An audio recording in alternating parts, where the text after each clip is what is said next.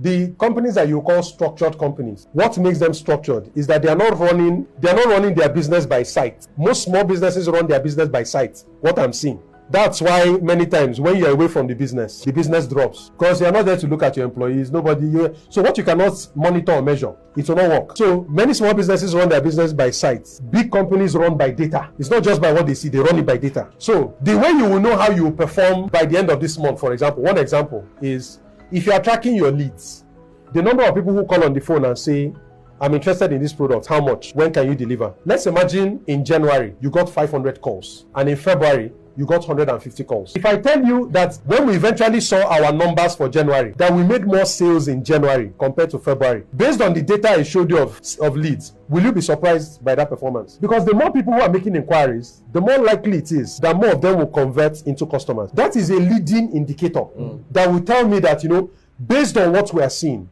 this is where the performance is going. So that if that thing I'm tracking, even though leads, somebody calling on the phone and asking about your product, it's not a sale. But big companies are worried about those numbers. Because why are we not getting leads? Let's go and advertise. Let's keep the lead numbers up. What else can we do? Because they know that is a predictor.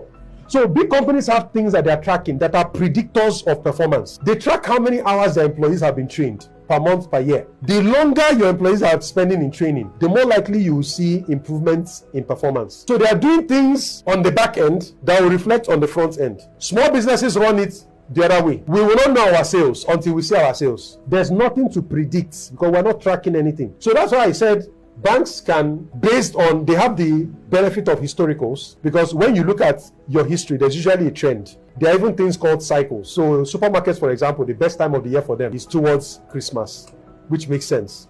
Hotels too, they have that same, almost, there are some businesses that have their cycles. So by the time you have the benefit of the cycles that you have, you look at your year-on-year performance, your market research, and all these other leading indicators, you can comfortably say, like right now we're in February, I can bet you that Coca-Cola knows how much they will make this year. They know how much they're going to make this year. Even if they are going to miss it, they will not miss it by too much, because usually these things have a margin of plus or minus. They won't miss it by much. But some things could happen. Like, nobody knew that COVID-19 was coming up, and it hit the world like a storm.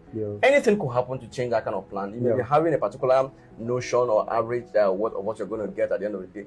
Any disaster or natural occurrence could take place. So that's what they call the providence of things that may happen that you cannot control, or force majeure rather. Yes.